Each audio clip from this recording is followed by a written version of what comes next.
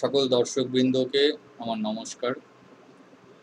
আজকে আমি ভারতীয় ডাকবাংলো সম্বন্ধে কিছু তথ্য এবং কিছু বর্ণনা আপনাদের সামনে উপস্থাপন করব। ভারতীয় ডাকবাংলোগুলো সাধারণত তৈরি হয়েছিল সড়কের ধারে এবং বড় বড় হাইওয়ের ধারে।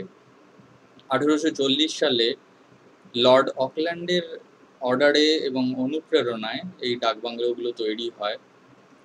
ডাকবাংলোগুলো সাধারণত পাহাড়ের উপরে অথবা জঙ্গলের ধারে অথবা বহু জনবসতি থেকে বহু দূরে কিছু কিছু জায়গায় তৈরি হয়েছিল। এক একটা ডাকবাংলো প্রায় 12 মাইল থেকে 15 মাইল দূরত্বে একটা ডাকবাংলো থেকে আরেকটা ডাকবাংলো দূরত্ব ছিল।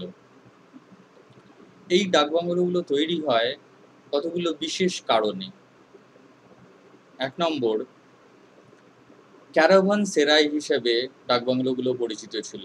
ক্যারাভান সেরাইয়ের অর্থ হলো রাস্তার ধারে বা সড়কের ধারে বা কোনো হাইওয়ের ধারে একটা সরাইখানা, যেখানে পর্যটকরা সারাদিনের কাজকর্মের পর বা ট্রাভেলিংয়ের পর এই সরাইখানাগুলোতে রাত্রেবেলা আশ্রয় নিতে পারত এবং সারা রাত থেকে বিশ্রাম নিয়ে খাওয়া দাওয়া করে পরের দিন তারা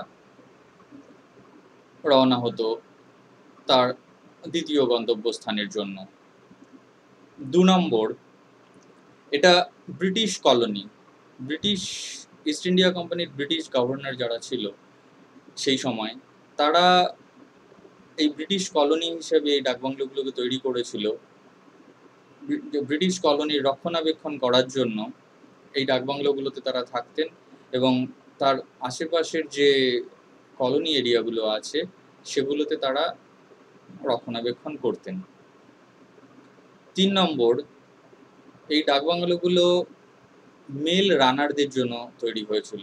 সেই সময়কার ডাক হরকরাদের বলা হতো রানার।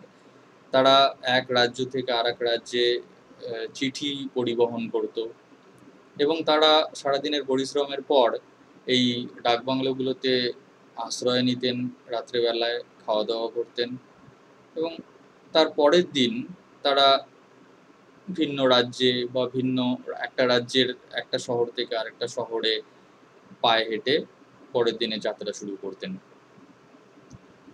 এবং চতুর্থত ছিল, এই রানারের পর চতুর্থ যে কারণটা সেটা হচ্ছে একটা বিশেষ কারণ, কোনো বিচার সভার জন্য। ছোটখাটো যে বিচার সভা বা কোর্ট হাউস হিসেবে ডাকবাংলোগুলো পরিচিত ছিল। কোনো পঞ্চায়েতের, গ্রাম পঞ্চায়েতের বিচার সভা বা কোনো ছোট শহরতলির বিচার সভা এই ডাকবাংলোগুলোর মধ্যে অপারেট করা হতো। বর্তমানে আবার কতগুলো বিশেষ অ্যাপ্লিকেশনের জন্য ডাকবাংলোগুলো ব্যবহার করা হয়। 1 নম্বর, এই ডাকবাংলোগুলো বিভিন্ন সরকারি কাজের জন্য ব্যবহার করা হয়। বিভিন্ন সরকারি কর্মীরা এই তাদের কাজকর্ম সেরে এই ডাকবাংলোগুলোতে আশ্রয় নেন, কারণ সাধারণত ডাকবাংলোগুলো তো গ্রামের অনেক ইন্টেরিয়রের জায়গায় তৈরি করা হতো বা পাহাড়ের ধারে, পাহাড়ের উপরে। সেখানে কর্মীরা তাদের কাজকর্ম সেরে তাদের নিজস্ব বাড়িতে ফিরে যেতে হয়তো পারে না, সেই জন্য তারা এই ডাকবাংলোগুলোতে আশ্রয় নেয়। 2 নম্বর, এর সঙ্গে বলে রাখি আরো যে এর খুব কম ভাড়া দিয়ে এই ডাকবাংলোগুলোতে থাকা যায়। 2 নম্বর, অনেক প্রাইভেট সিভিলিয়ান যারা আছে তারাও এই ডাকবাংলোগুলোতে আশ্রয় নিতে পারে। তারা হয়তো কিছু কিছু জায়গায় ডাকবাংলোর কাছাকাছি যে জায়গাগুলো আছে সেগুলো হয়তো ভ্রমণ করে তার একটা হোটেলের মতো এই ডাকবাংলোগুলোতে তারা আশ্রয় নেয়। সারাদিনের কাজকর্মের পর সেখানে খাওয়া দাওয়া করে বিশ্রাম নেয় এবং পরের দিন তারা হয়তো তার দ্বিতীয় জায়গায় ভ্রমণকারীরা চলে যায়। 3 নম্বর হচ্ছে, বিভিন্ন রেলওয়ে কাজকর্মের জন্য এই ডাকবাংলোগুলো ব্যবহৃত হয় বর্তমান যুগে। রেলওয়ে যারা কর্মীরা রয়েছেন তারা তাদের নিকটবর্তী অঞ্চলে তাদের কাজকর্ম সেরে ডাকবাংলোগুলোতে আশ্রয় নেয়, খাওয়া দাওয়া করে, বিশ্রাম নেয়, পরের দিন আবার তাদের কাজকর্মের জন্য চলে যায়। আর চতুর্থত হচ্ছে ফরেস্ট ডিপার্টমেন্ট। ফরেস্ট ডিপার্টমেন্ট বা বন দপ্তরের লোক যারা আছে, তারা বনের গভীরে যখন কাজকর্ম করে তারা তাদের বনের নিকটবর্তী অঞ্চলে যে ডাকবাংলো, যেটা নিয়ারেস্ট ডাকবাংলো পান, সেই সব ডাকবাংলোগুলোতে তারা আশ্রয় নেন। আশ্রয় নিয়ে তাদের পরের দিনের কাজকর্ম যদি থাকে সেখানে তারা কাজকর্ম করলেন এবং তারপর তারা সেখান থেকে চলে যান। এইভাবে যেমন যখন ডাকবাংলোগুলো তৈরি হয়েছিল তখন সেই সময়কার কতগুলো পারপাস ছিল এবং বর্তমানে ডাকবাংলোগুলো এই কতগুলো পারপাসের জন্য ব্যবহার করা হয়। এবার আসি ডাকবাংলোর কিছু বর্ণনায়। ডাকবাংলোগুলোর বাড়িটা কেমন, তাদের আশেপাশের পরিবেশ কিরকম ছিল। ডাকবাংলোগুলো সচরাচর তাদের বড় বড় দেয়াল, বড় উঁচু ছাদ, বড় উঁচু সিলিং, বড় জানলা, বড় দরজা, সবই বড় বড় ব্রিটিশ আমলে যেরকম বাড়িঘর তৈরি করা হতো। টেরাকোটার ছাদ, বাড়ির চারপাশটা বাগানে ঘেরা, বিভিন্ন ফল ফুলের গাছ, বিশাল বড় বাগান, জঙ্গলে ঘেরা, বেশ সুন্দর একটা পরিবেশ সেখানে তৈরি করা হয়। গাছের ছায়ায় যাতে একটা শ্যাডো থাকে এবং পরিবেশটাও খুব সুন্দরভাবে তৈরি করা হয় ডাকবাংলোর চারপাশটাতে। ডাকবাংলোগুলো আগেও বলেছি শহরের থেকে বহু দূরে, জনবসতি থেকে বহু দূরে তৈরি করা হয়। অনেক সময় ডাকবাংলোগুলো সড়কের ধারে, ছোট ছোট সড়কের ধারে কিংবা হাইওয়ের ধারে তৈরি করা হয়। অনেক সময় পাহাড়ের উপরে ডাকবাংলোগুলো প্রতিষ্ঠিত হয়েছে। অনেক সময় জঙ্গলের ইন্টেরিয়ার, জঙ্গলের মধ্যে যে ডাকবাংলোগুলো প্রতিষ্ঠিত হয়েছে। এই ডাকবাংলো যারা পরিচর্যা করত, ডাকবাংলোর মেন যারা কেয়ারটেকার, তাদেরকে বলা হতো খানসামা। এই খানসামা একটা বিশেষ ব্যক্তিত্ব ধারণ করে। খানসামা বলতে, ডাকবাংলোর মধ্যে খানসামা বলতে আমরা যেটা মিন করি সেটা হচ্ছে কুক, রান্না করে, কেয়ারটেকার, ডাকবাংলো রক্ষণাবেক্ষণ করে, সিপাহী, মুসলচি, খিদমুটগার, মানে একই ব্যক্তিত্বের মধ্যে বিভিন্ন রকম কাজের ব্যক্তিত্ব এই খানসামার মধ্যে লক্ষ্য করা যায়। এই খানসামার কাজ হলো, সে যেমন একদিকে হাটে বাজার করতে যায়, বিভিন্ন খাবার সামগ্রী বাজার করে নিয়ে আসে বাড়িতে, সে রান্না করে নিজেই, সে সারা সমস্ত ডাকবাংলোটার এবং তার চারপাশের বাগানের পরিচর্যা নিজেই করে, সে সিপাহী হিসেবে কাজ করে, সে মুসলচি, খিদমুটগার, বাটলার, তার বিভিন্ন রকম চরিত্র একটা ব্যক্তিত্বের মধ্যে দেখা যায়। সাধারণত দেখা যায় এই খানসামারা মুসলমান প্রজাতির হয়ে থাকে। সাধারণত এটা লক্ষ্য করা গেছে ডাকবাংলোর ভিতরের খানসামাগুলো। এই খানসামা কোনো ডাকবাংলোতে যখন কোনো গেস্ট আসে, তারা তাদের জন্য হাট থেকে খাবার, বাজার থেকে, হাট থেকে সামনাসামনি যে নিকটবর্তী হাট আছে সেখান থেকে খাবার দাবার নিয়ে আসে, রান্নাবান্না করেন, গেস্টের পরিচর্যা, তাদের সমস্ত সর্বোপরি রক্ষণাবেক্ষণ এই খানসামাই করে থাকে।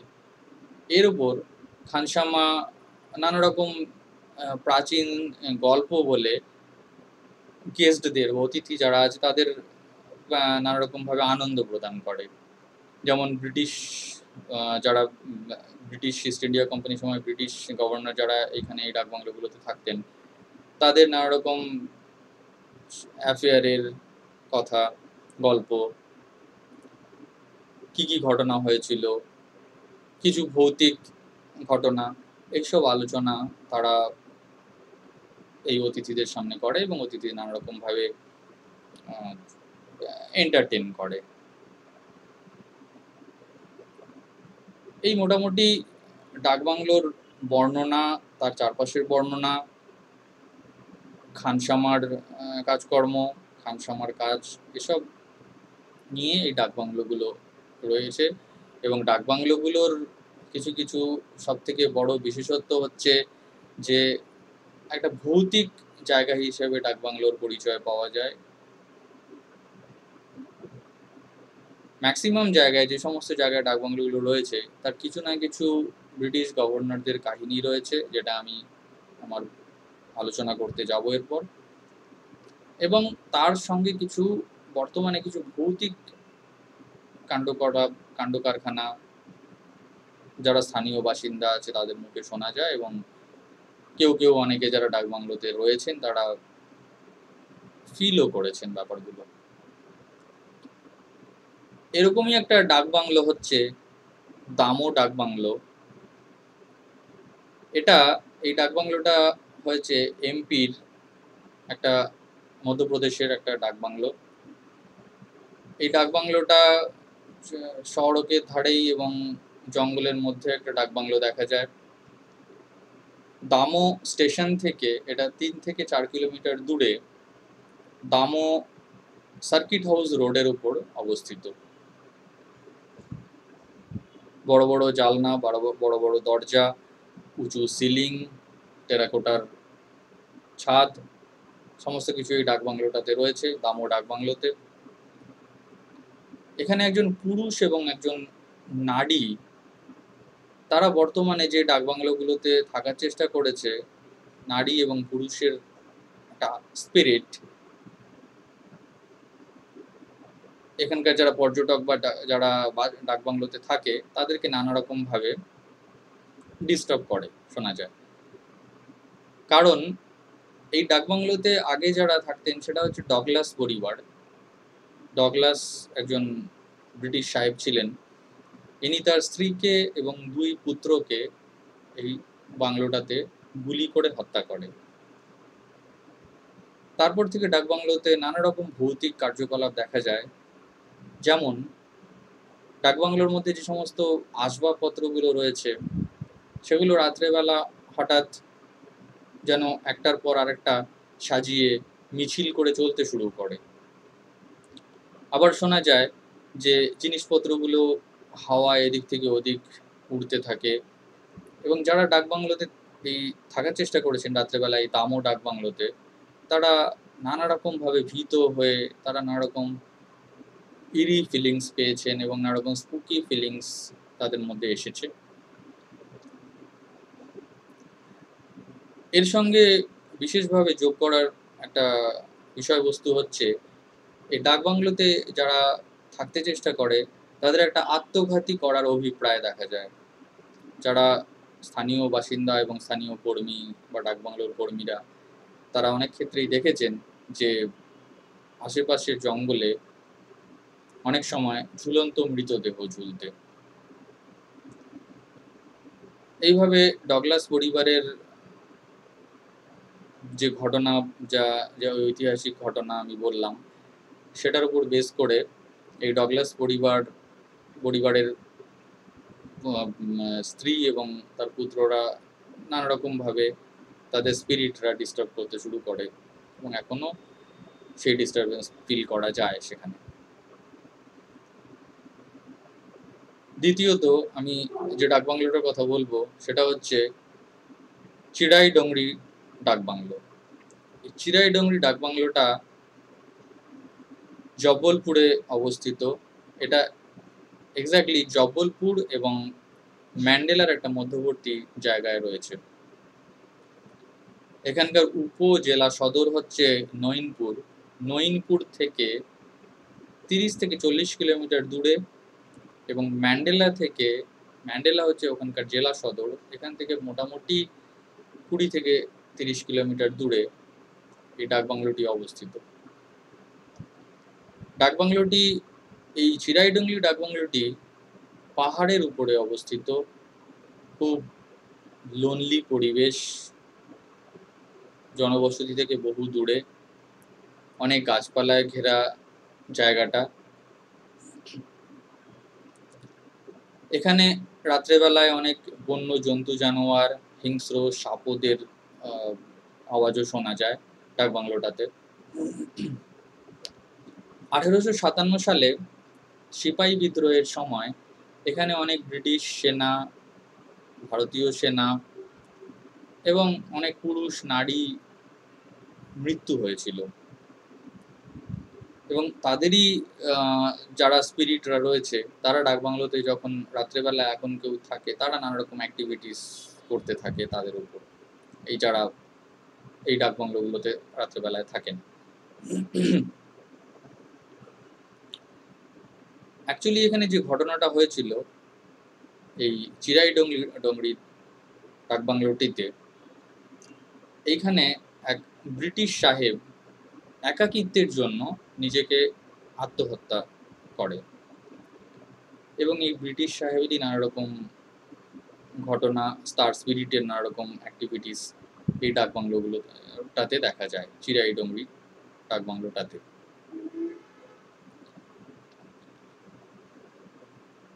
বর্তমানে অনেক প্যারানর্মাল রিসার্চ যারা করছেন তারা ডাকবাংলোটাতে থাকার চেষ্টা করেছেন এবং নানা রকম ভৌতিক এভিডেন্স তারা পেয়েছেন এই চিরাই ডোংরি ডাকবাংলোটির মধ্যে থেকে।